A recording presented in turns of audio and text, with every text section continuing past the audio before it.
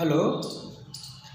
हम लोग BSc first year में पढ़ रहे हैं कैटलिस्ट। कैटलिस्ट में हम पढ़ चुके हैं होमोजीनियस कैटलिस्ट और हेट्रोजीनियस कैटलिस्ट। आज पढ़ेंगे classification of catalysis.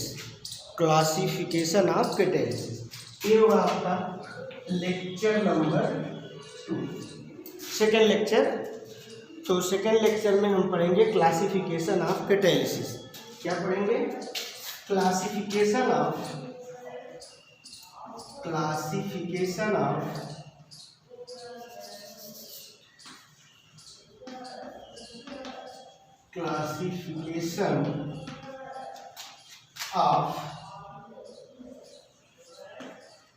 Catalysis. Classification of catalysis. Classification of catalysis देखो बेटा, on the basis of physical state of reactant and catalyst. Catalyst are of 2 types. पढ़ चुके हो homogeneous catalyst and heterogeneous catalyst. अब देखो जो आप पढ़ेंगे क्लासिफिकेशन ऑफ कैटालिसिस, तो ये है on the basis of reactivity, ठीक है ना। तो इसके अकॉर्डिंग जो कैटलिस्ट होते हैं ये 4 टाइप्स होते हैं, ठीक है ना। जो क्लासिफिकेशन किया गया है कैटलिस्ट का, तो कैटलिस्ट कितने प्रकार के होते हैं? 4 टाइप्स होते हैं। आपको पता है positive catalyst, negative catalyst, auto catalyst और इंड्यूस्ड कैटलिस्ट, ठीक है ना। तो इसमें हम लिखेंगे कैटलिस्ट में भी क्लासिफाइड एज बिलो। तो यहाँ लिखेंगे कैटलिस्ट में भी classified as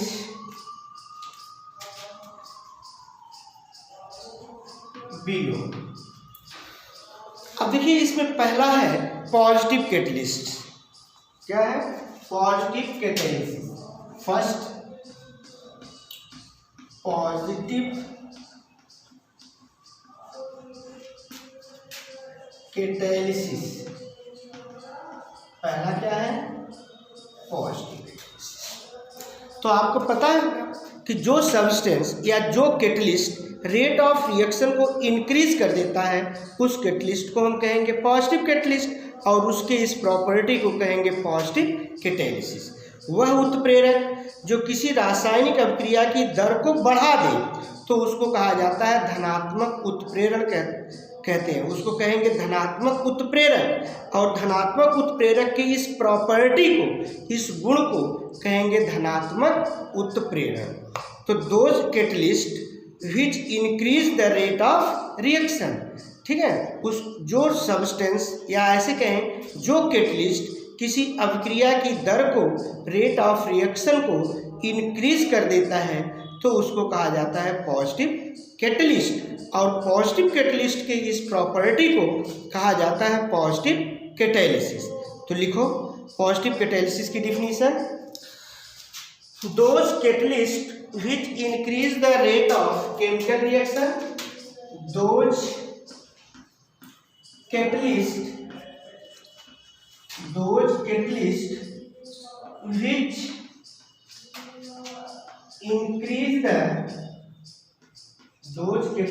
which increase the rate of chemical reaction, those catalysts which increase the rate of chemical reaction is called as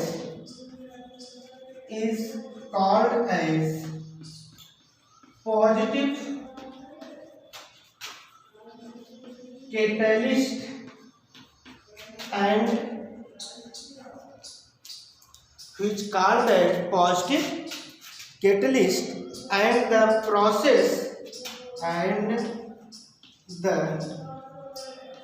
process is known as positive catalysis. Process is known as positive catalysis. तो जो substance या जो catalyst किसी reaction के rate को increase कर देता है तो उसको कहा जाता है पॉजिटिव कैटलिस्ट, और यह प्रोसेस जो है ये कहलाता है पॉजिटिव कैटालिसिस। ठीक है, एग्जाम्पल देखिए, the rate of production of ammonia, example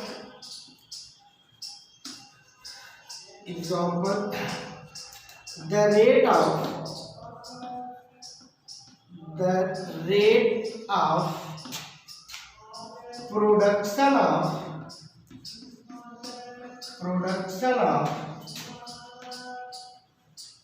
ammonia is catalyzed by iron Fe। तो देखिए अमोनिया के प्रोडक्शन में जो अमोनिया का प्रोडक्शन यानी अमोनिया का फॉर्मेशन कैटलाइज होता है वो किसके द्वारा होता है? आयरन के द्वारा। तो जब नाइट्रोजन और हाइड्रोजन के कॉम्बिनेशन से अमोनिया का फॉर्मेशन होता है तो अगर उसमें आयरन मिला दिया जाता है तो आयरन की उपस्थिति से अमोनिया का फॉर्मेशन जो होता है वो इंक्रीज कर जाता है, अर्थात रेट ऑफ रिएक्शन इंक्रीज कर जाता है। तो रेट ऑफ रिएक्शन इंक्रीज किया किसकी वजह से? आयरन की वजह से, इसलिए आयरन को कहेंगे पॉजिटिव कैटलिस्ट और इस प्रोसेस को कहेंगे पॉजिटिव कैटालिसिस। ठीक है, तो अब देखिए जैसे the rate of production of ammonia is catalysed by iron. Example देखो, जैसे आपका ये है En2 प्लस 3H2 और ये है आपका आयरन Fe सॉलिड। ठीक है, ये हो गया आपका 2NH3 अमोनिया प्लस आयरन जो है ये उत्प्रेरक है, रिएक्शन में इन्वॉल्व नहीं होगा, ये हो गया अलग Fe। ठीक, तो यहाँ पर जो आपका Fe है ये है आपका पॉजिटिव कैटालिसिस। कैसा है? पॉजिटिव कैटलिस्ट है ये। ठीक है ना, ये पॉजिटिव कैटलिस्ट है और इस पॉजिटिव कैटलिस्ट की जो प्रोसेस है, जो प्रॉपर्टी है, वही कहलाएगा हमारा पॉजिटिव कैटालिसिस। ठीक है, इसके बाद देखिए next example, rate of hardness of Easter. Example second देखिए, ये तो फर्स्ट था, 1 2 hydrolysis of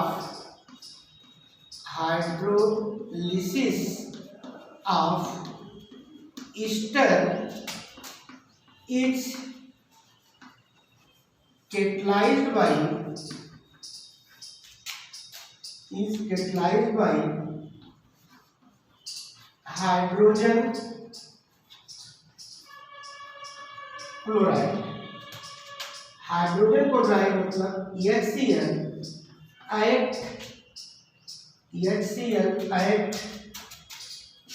as positive catalyst. अब देखिए जैसे ये है CH3 COO C2H5, ये है आपका लिक्विड प्लस H2O लिक्विड है प्लस HCl ये कैटलिस्ट है, आपका लिक्विड है। ठीक है ना, तो ये हो गया आपका CH3 COOH plus C2H5OH plus HCl। यहाँ पर देखिए एक एथिल एसीटेट है, एथिल एसीटेट की हाइड्रोलिसिस होगी, ये ईस्टर है, इस ईस्टर का नाम है एथिल एसीटेट। एथिल एसीटेट की हाइड्रोलिसिस होगी तो ये एसिटिक एसिड बनेगा और ये एथिल अल्कोहल बनेगा। C2H5OH, और HCl आपका ये कैटलिस्ट है जो इन्वॉल्व नहीं होते रिएक्शन में, ये अलग हो जाएगा, ठीक है ना। तो ये है एथिल एसीटेट, इसका नाम है एथिल एसीटेट है, ये वाटर है, ये आपका HCl जो है ये कैटलिस्ट है। क्या है ये? कैटलिस्ट। जो कैसा कैटलिस्ट है? पॉजिटिव कैटलिस्ट है, ठीक है ना। HCl जो है ये पॉजिटिव कैटलिस्ट है, और ये आपका है एसिटिक एसिड है, और ये है आपका एथेनॉल।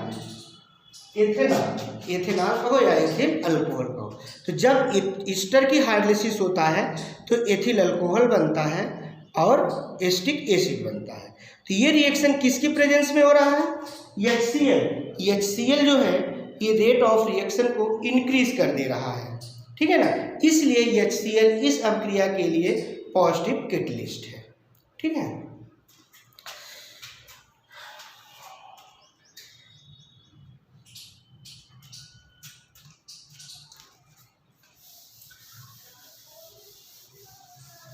इसके बाद नेक्स्ट एग्जाम्पल थर्ड में देखो, जैसे ये है एग्जाम्पल थर्ड, दो एग्जाम्पल हो गए। तीसरा एग्जाम्पल आपका है, जैसे ये देखिए सल्फर डाइऑक्साइड है, ये है ऑक्सीजन, ठीक है। अब यहाँ पर ये रिएक्शन किसके द्वारा कैटलाइज होगा? नाइट्रिक ऑक्साइड के द्वारा। ये बनेगा आपका 2SO3 प्लस ये नाइट्रिक ऑक्साइड अलग हो गया।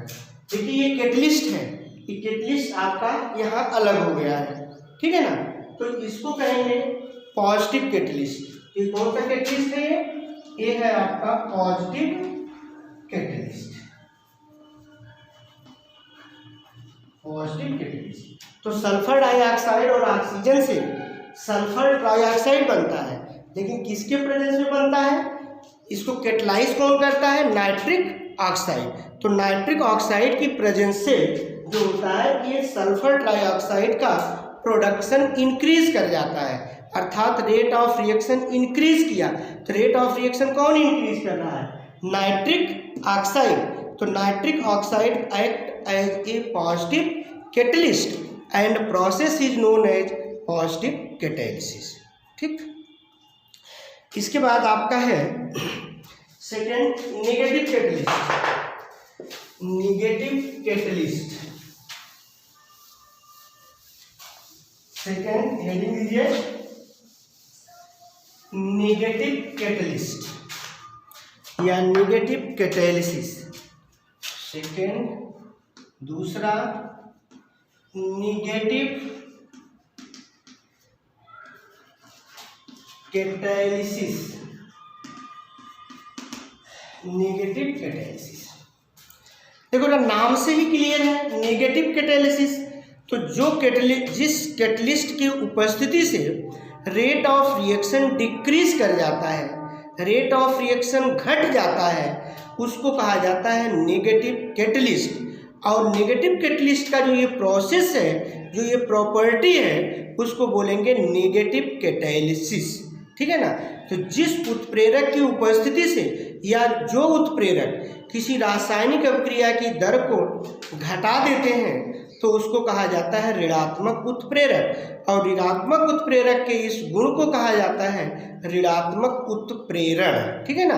तो जिस कैटलिस्ट के प्रेजेंस से रेट ऑफ रिएक्शन डिक्रीज कर जाता है, घट जाता है, तो उसको कहा जाता है नेगेटिव कैटलिस्ट, और नेगेटिव कैटलिस्ट के इस प्रॉपर्टी को बोला जाता है नेगेटिव कैटालिसिस, ठीक है। अब इसमें देखिए, लिखिए those catalyst which decrease the rate of reaction, those catalyst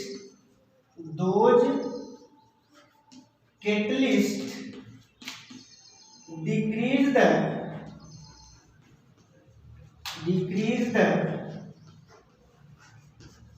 rate of those catalysts those catalysts decrease the rate of reaction is called as negative catalyst, and the process is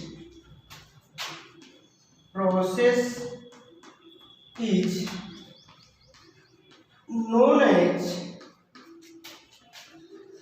negative catalysis.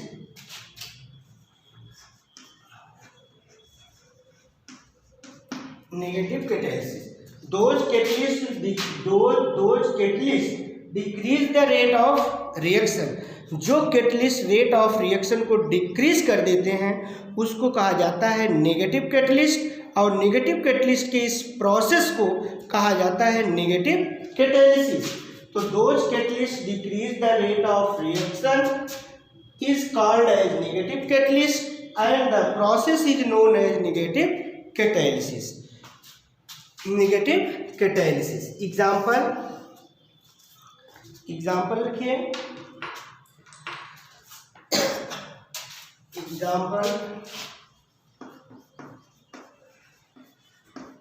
Example first में देखिए, chloroform react with oxygen forming poisonous gas. Chloroform react with oxygen to form poisonous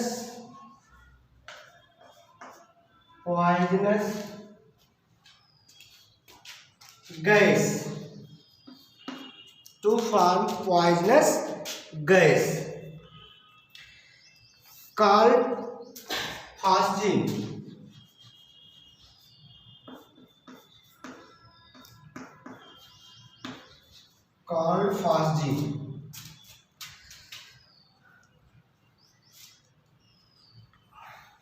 phosgene को कहा जाता है COCl2. देखो, chloroform react with oxygen to form poisonous gas called phosgene. Phosgene को बोला जाता है COCl2. ठीक है ना. ये COCl2 इसको फास्जीन बोलते हैं. और फास्जीन गैस जो होता है ये पॉइजनस होता है. कैसा गैस है? पॉइजनस होता है, जहरीला होता है. तो अगर जैसे आपको क्लोरोफॉर्म है, क्लोरोफॉर्म को ऐसे खुले एटमॉस्फेयर में रख दो तो एटमॉस्फेयर के ऑक्सीजन के साथ क्लोरोफॉर्म रिएक्ट कर जाता है और रिएक्ट करके एक पॉइजनस गैस बनाता है, और उस पॉइजनस गैस को कहा जाता है फास्जीन गैस. फास्जीन गैस का नेचर जहरीला होता है, विषैला होता है. ठीक है ना. अब देखिए,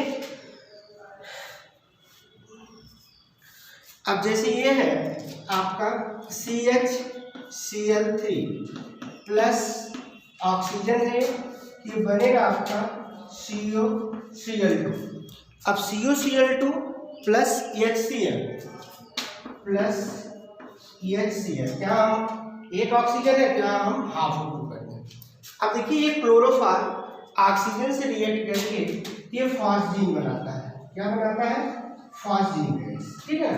और ये फास्जीन गैस जो आपका COCl2 है ये पॉइजनस होता है. इसका नेचर जो होता है वो विषैला होता है. ठीक है.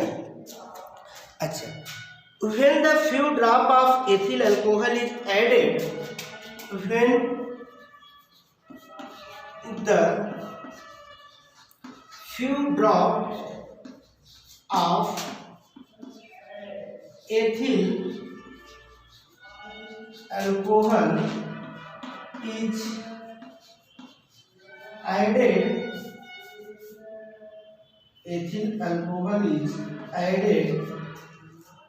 when the few drop of ethyl alcohol is added, then the rate of formation of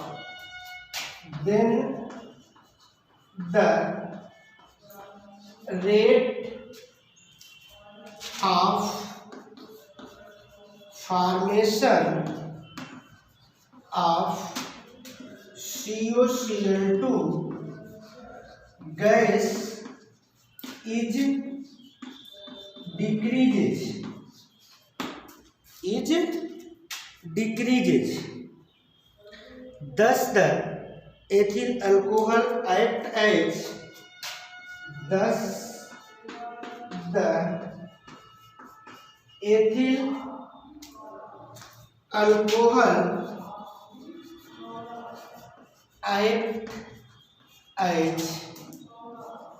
negative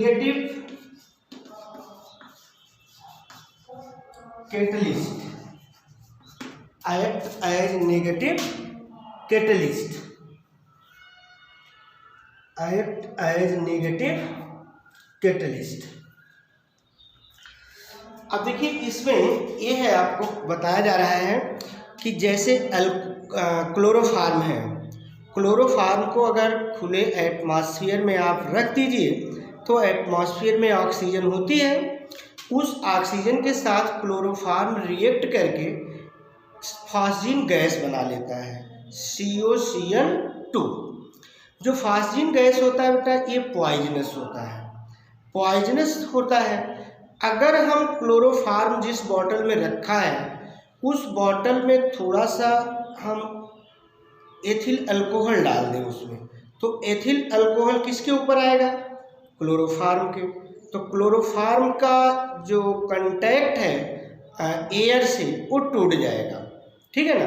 तो मतलब क्लोरोफार्म होगा, क्लोरोफार्म के ऊपर क्या होगा? एथिल अल्कोहल होगा, और एथिल अल्कोहल के कांटेक्ट में तब क्या होगा? आपका एटमॉस्फेरिक ऑक्सीजन होगा, जिसके वजह से फास्जीन का जो फार्मेशन है वो डिक्रीज कर जाएगा। तो यहाँ पर इस रिएक्शन के लिए जो एथिल अल्कोहल है वो रेट ऑफ रिएक्शन को डिक्रीज कर रहा है, अर्थात फास्जीन के फार्मेशन को डिक्रीज कर रहा है। इसलिए एथिल अल्कोहल यहाँ पर नेगेटिव कैटलिस्ट है। क्या है? नेगेटिव कैटलिस्ट, और उसके इस प्रॉपर्टी को कहेंगे नेगेटिव कैटालिसिस, ठीक है। अब जैसे अब इसमें देखो, ये है CHCl3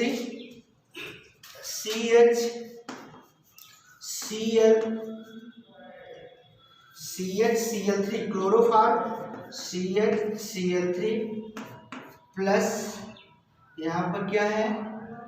O2 ऑक्सीजन है, प्लस आपका यहाँ पर एथिल अल्कोहल है। एथिल अल्कोहल किसका कार्य करेगा? एज ए नेगेटिव कैटलिस्ट का। ये देखो एथिल अल्कोहल, ठीक है ना। एथिल अल्कोहल आपका यही है C2H5OH, ठीक है। एथिल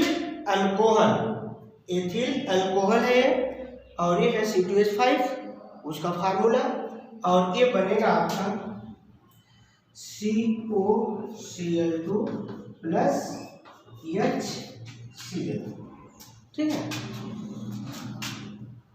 तो यहाँ पर ये आपका एथिल अल्कोहल, ये एथिल अल्कोहल है, ये किसका कार्य कर रहा है? ये है negative catalyst,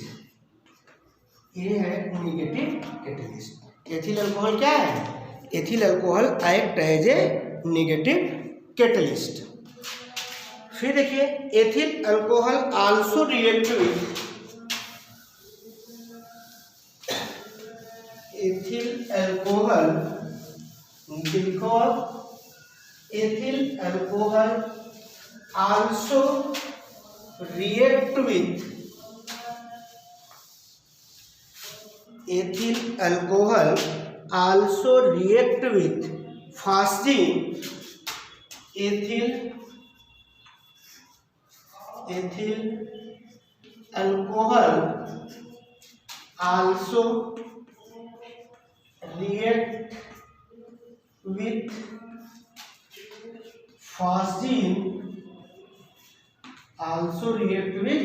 phosgene to form non-poisonous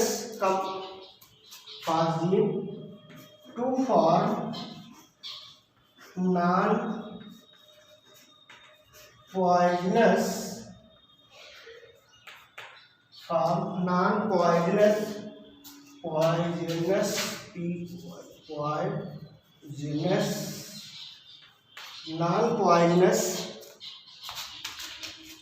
non poisonous solid compound, non poisonous solid compound is called,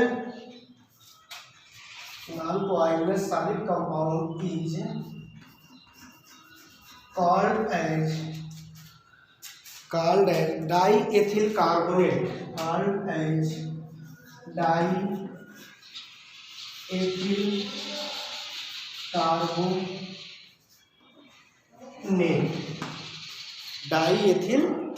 carbonate।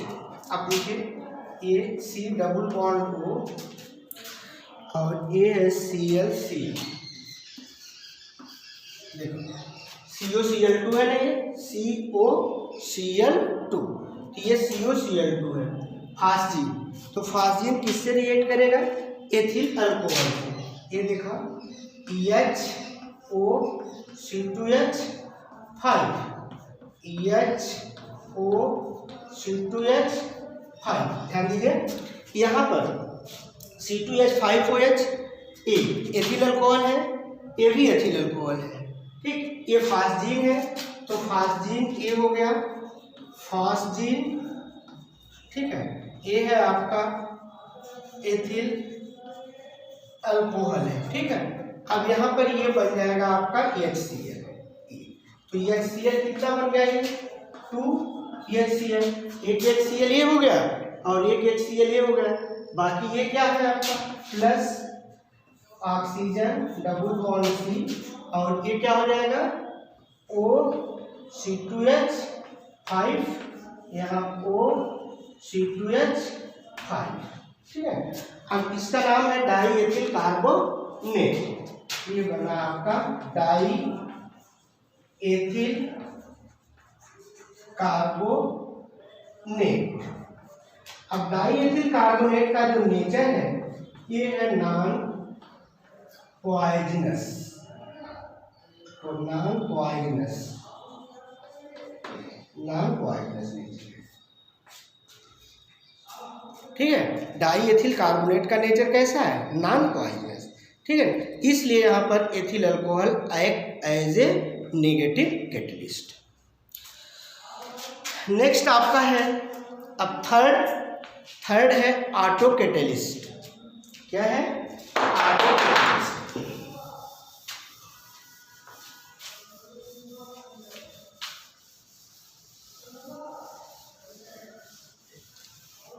Third auto catalyst, auto catalysis, auto catalysis. अब देखो बेटा ऑटो कैटालिसिस क्या है? कैटलिस्ट और कैटालिसिस जानते हैं आप, तो ऑटो कैटालिसिस क्या है? देखिए कोई भी रिएक्शन हो, जिस रिएक्शन में कोई जो प्रोडक्ट बने वह प्रोडक्ट स्वयं जो है वो कैटलिस्ट का कार्य करे, स्वयं रेट ऑफ रिएक्शन को इंक्रीज करे, तो ऐसे कैटलिस्ट को हम बोलते हैं ऑटो कैटलिस्ट, ठीक है ना। वह रासायनिक अभिक्रिया जिस अभिक्रिया में बना हुआ उत्पाद, बना हुआ प्रोडक्ट स्वयं उत्प्रेरक का कार्य करता है, स्वयं कैटलिस्ट का कार्य करता है, तो उसको हम बोलते हैं ऑटो कैटालिसिस। ऑटो कैटलिस्ट बोलेंगे और वो प्रोसेस क्या कहलाएगा? Auto catalysis. तो जिस रासायनिक अभिक्रिया में बना हुआ उत्पाद स्वयं उत्प्रेरक का कार्य करता है तो उसको स्व उत्प्रेरक कहते हैं, और स्व उत्प्रेरक के इस गुण को कहा जाता है स्व उत्प्रेरण, ठीक है। तो यहाँ पर डिफिनीशन लिखिए, when the rate of reaction increased by,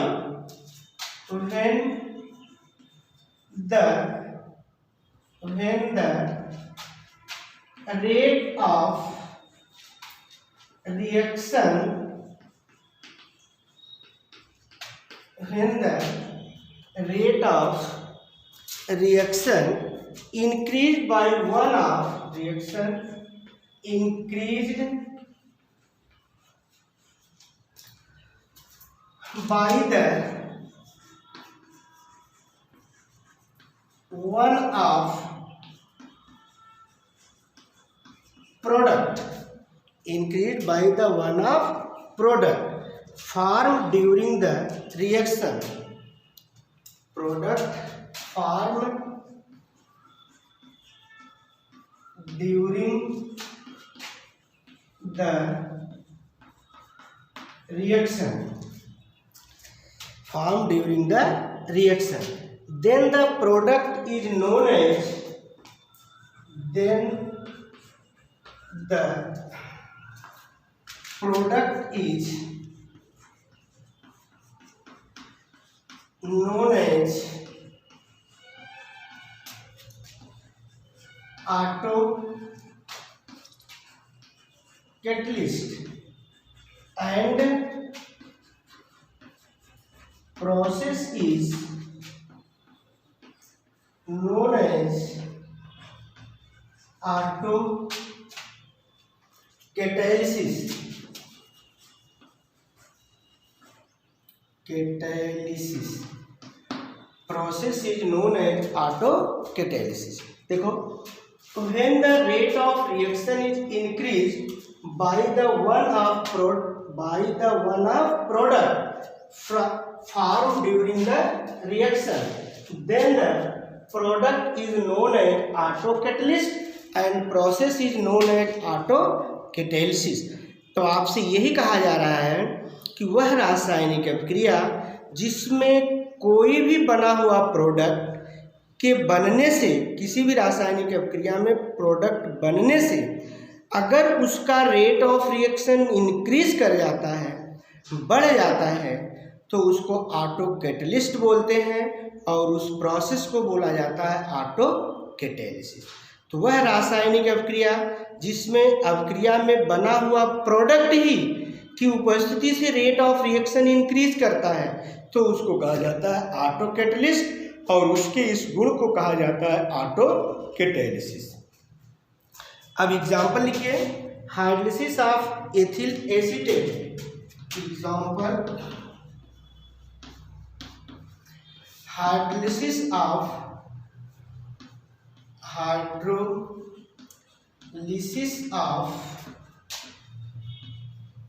ethyl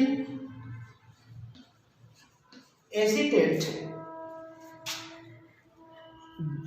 gives acetic acid and ethyl alcohol. Hydrolysis of ethyl acetate gives acetic acid and ethyl alcohol. Acetic acid and ethyl alcohol. Initially the rate of reaction is slow. Initially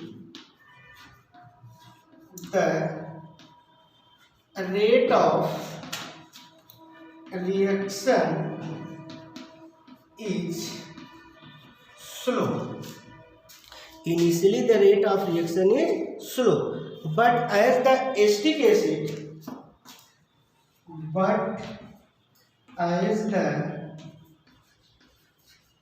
acetic acid acetic acid form the rate of acetic acid form the rate of reaction. Acetic acid form the rate of reaction. The rate of reaction enhance. Rate of reaction enhance. Enhance माने होता है बढ़ाना। Enhance माने क्या होता है? बढ़ाना। जब रिएक्शन में आपका एसिटिक एसिड बन जाता है तो रेट ऑफ रिएक्शन जो होता है इनहेंस कर जाता है। इनहेंस का मतलब इंक्रीज कर जाता है, बढ़ जाता है। तो rate of reaction enhance, rate of reaction enhance, thus the acetic acid act as, thus the thus the acetic acid act as auto catalyst. Acetic acid act as auto catalyst और इसकी property क्या कहलाएगी? Catalysis.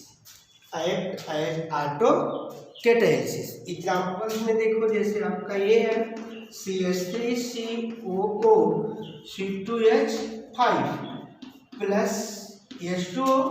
पहले ये initially जो है reaction बहुत slow होगा तो ये है आपका CH3COOH प्लस C2H5OH।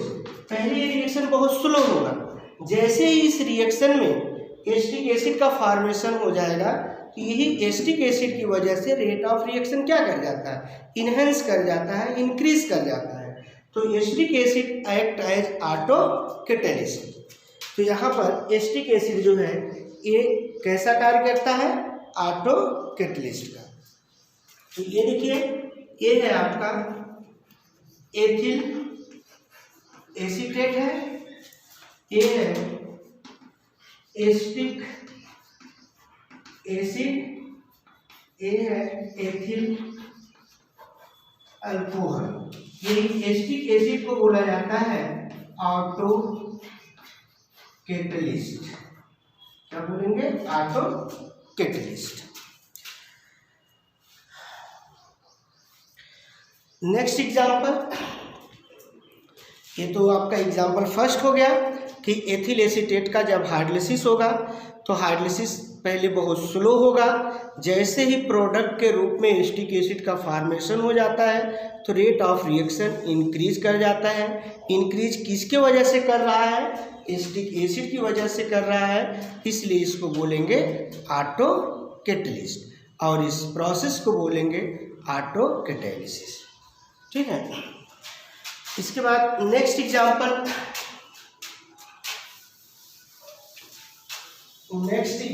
है आपका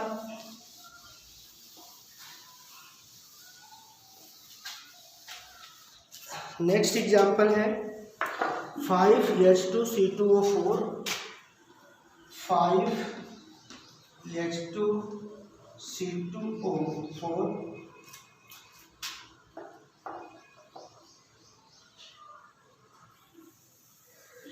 5H2C2O4, इसको कर दीजिए। ये है आपका एग्जाम्पल सेकेंड। ठीक है। 5H2C2O4 plus 2KMnO4 plus 3H2SO4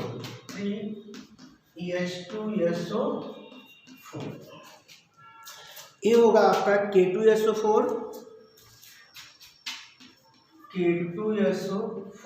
plus 2MnSO4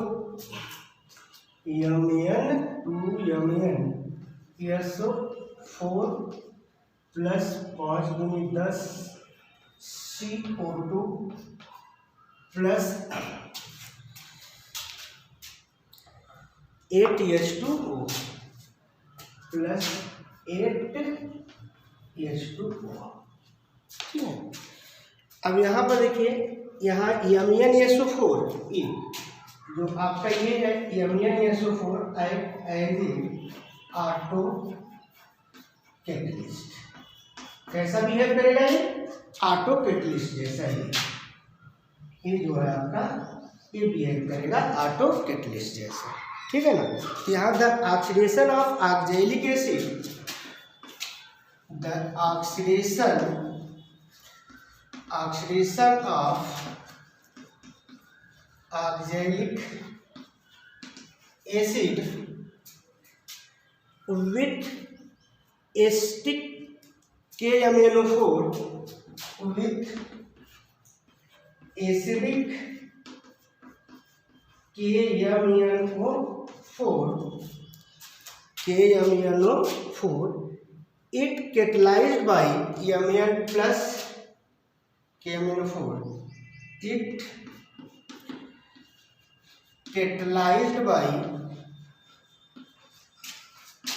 Mn2 plus, catalyzed by Mn2 plus, which is formed as a product, which is formed as a product, during the course of reaction, product during the course of reaction। देखिए oxidation of oxalic acid, ये आपका ये oxalic acid है, oxalic acid, ठीक। अब ये आपका acidic KMnO4 है, क्या है, एसिडिक KMnO4, ठीक। जब इसका रिएक्शन होता है तो प्रोडक्ट, जब ये MnSO4 बन जाता है, जब MnSO4 बनेगा तो MnSO4 यहाँ पर इसके वजह से रेट ऑफ रिएक्शन इंक्रीज कर जाता है, ये प्रोडक्ट है ना, इसलिए इसको कहेंगे ऑटो कैटलिस्ट, ठीक है। तो ये जो MnO4 का MnSO4 का फॉर्मेशन हो रहा है ड्यूरिंग कोर्स ऑफ रिएक्शन, तो ये कोर्स ऑफ रिएक्शन के दौरान ही हो रहा है, इसलिए इसकी उपस्थिति से रेट ऑफ रिएक्शन इंक्रीज कर जाता है, ठीक है ना, इसलिए इसको बोलेंगे ऑटो कैटलिस्ट। चौथा आपका है induced catalysis.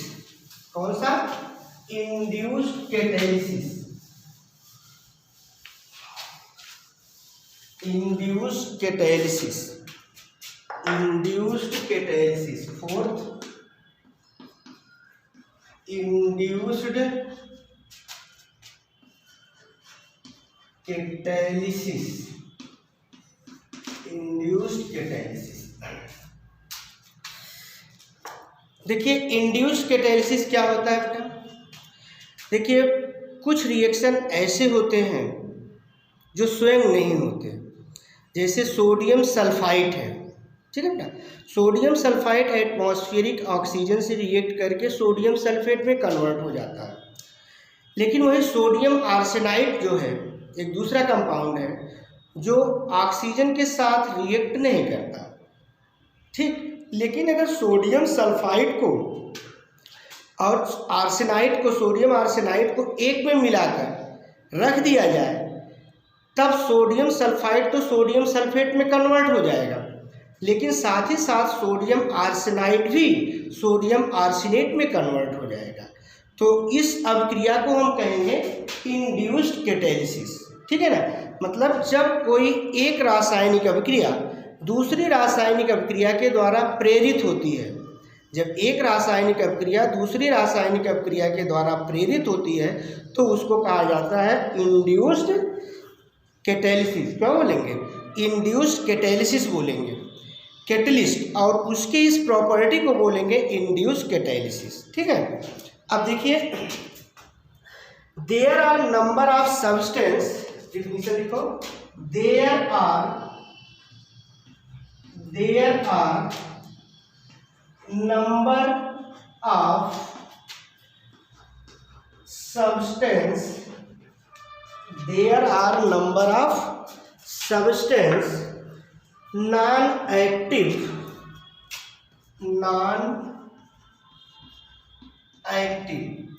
there are a number of substance, there are number of substance are non-active। बहुत से सब्सटेंस ऐसे होते हैं जो नॉन एक्टिव होते हैं, ठीक है ना। नॉन एक्टिव मतलब क्रियाशील नहीं होते, non active. are inactive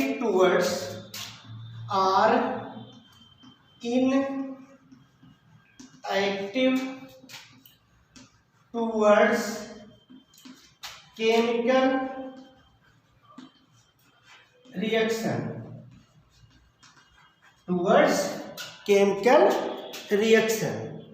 but they becomes active in the presence of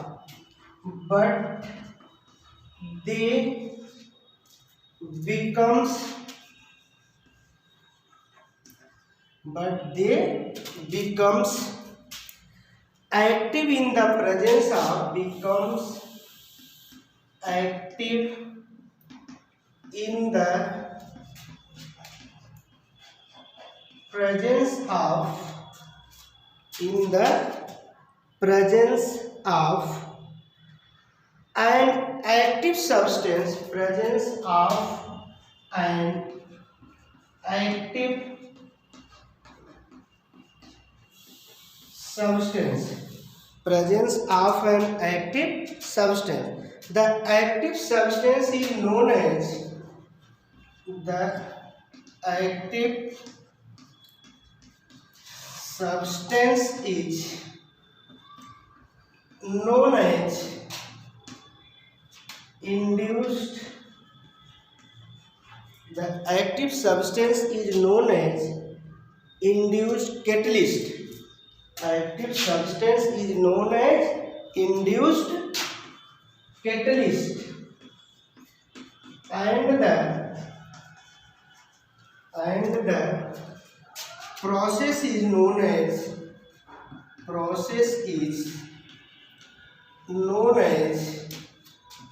induced catalysis, induced catalysis. देखो बेटा, there are a number of substance are inactive और नॉन एक्टिव। बहुत से सब्सटेंस ऐसे होते हैं जो इनएक्टिव होते हैं, क्रियाशील नहीं होते हैं, लेकिन अगर वो एक्टिव सब्सटेंस के कांटेक्ट में हो जाते हैं तो एक्टिव हो जाते हैं, रिएक्टिव हो जाते हैं, ठीक है ना। तो इसमें देखो ये लिखे हो, there are number of substance are substance, there are number of substance are non-active, are inactive towards chemical reaction, but they become active in the presence of an active substance, ठीक है ना। The active substance is known as induced catalyst and the process is called as induced catalysis, ठीक है ना। तो बहुत सी रासायनिक अभिक्रिया ऐसी होती हैं, ठीक है ना, जो एक दूसरे के द्वारा प्रेरित होती हैं। तो जो रासायनिक अभिक्रिया किसी दूसरी रासायनिक अभिक्रिया के द्वारा प्रेरित होती है तो उसको कहा जाता है प्रेरित उत्प्रेरक, और उसके इस गुण को कहा जाता है प्रेरित उत्प्रेरण, इंड्यूस्ड कैटालिसिस, ठीक है। एग्जाम्पल लिखिए, एग्जाम्पल लिखते चलो, एग्जाम्पल लिखिए, इसको मिटा देते हैं। एग्जाम्पल हेडिंग दीजिए, हाँ लिखो। Sodium arsenide is inert towards oxygen. Example, sodium arsenide is inert towards oxygen. देखिए, जो सोडियम आर्सेनाइड है वो ऑक्सीजन के प्रति इनर्ट होता है, नहीं ऑक्सीजन से रिएक्ट नहीं करता, ठीक है ना। Towards inert, sodium arsenide is inert towards oxygen, but sodium sulfide is active towards, but sodium sulfide is active towards oxygen,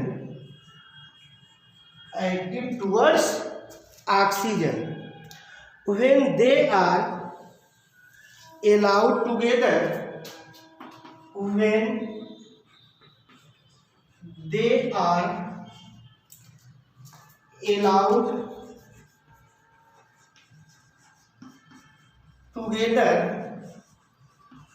when they are allowed together to react with,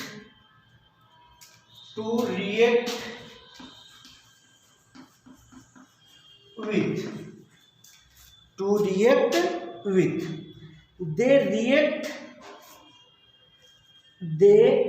react simultaneously. They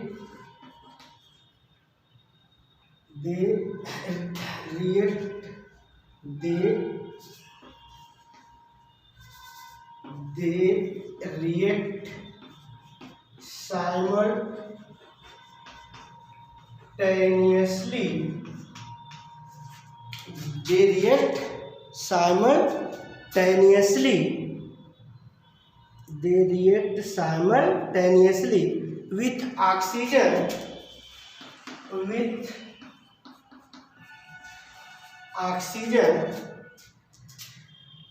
In this way, sodium sulfide. In this way,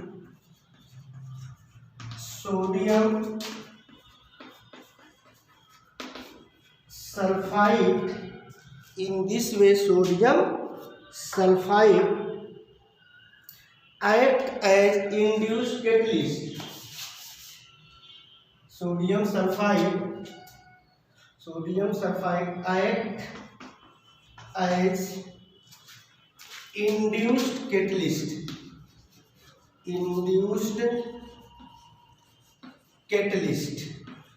Act as induced catalyst.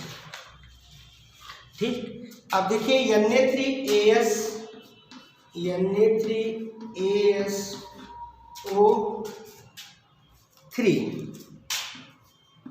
Plus Na2SO3 plus O2। अब देखो यहाँ sodium arsenide जो है ये oxygen से react नहीं करता, लेकिन सोडियम सल्फाइड ऑक्सीजन से रिएक्ट करके सोडियम सल्फेट बना लेता है।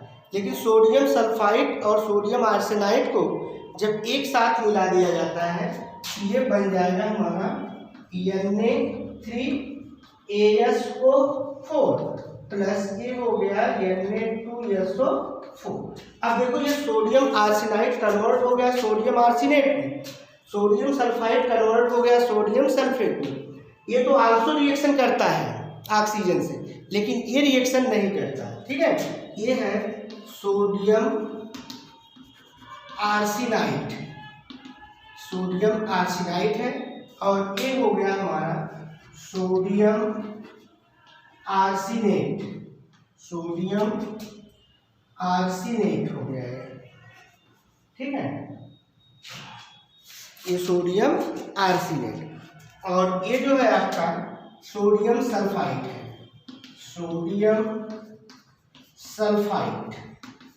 और ये है सोडियम सल्फेट। ठीक, यहाँ पर जो ये सोडियम सल्फाइड है, ये सोडियम सल्फाइड क्या है आपका, ये है इंड्यूस्ड कैटालिसिस है। ठीक है ना, तो यहाँ पर सोडियम सल्फाइड ऑक्सीजन से रिएक्ट करके सोडियम सल्फेट बनाता है। सोडियम आर्सेनाइड ऑक्सीजन से रिएक्ट नहीं करता। ठीक, लेकिन जब सोडियम सल्फाइड के साल्ट को और सोडियम आर्सेनाइड के साल्ट को एक में मिला दिया जाए और फिर ऑक्सीजन के साथ रिएक्ट हो, तो सोडियम सल्फाइड तो सोडियम सल्फेट में कन्वर्ट होगा, लेकिन साथ ही साथ सोडियम सल्फाइड जो है, सोडियम आर्सेनाइड जो है वो सोडियम आर्सेनेट में कन्वर्ट हो जाता है। ठीक है ना, तो यहाँ पर सोडियम सल्फाइड जो है ये इंड्यूस्ड कैटलिस्ट का कार्य कर रहा है। किसके लिए? ये सोडियम आर्सेनाइड के लिए। तो सोडियम आर्सेनाइड जो है ये कन्वर्ट हो रहा है सोडियम आर्सेनेट में, तो इसके लिए इंड्यूस्ड कैटलिस्ट का कार्य कौन कर रहा है? Sodium sulphide. ठीक है, इस तरह से आपका रहा ये क्लासिफिकेशन ऑफ कैटलिस्ट। अब नेक्स्ट लेक्चर में आप पढ़ेंगे enzyme catalyst. Thank you very much.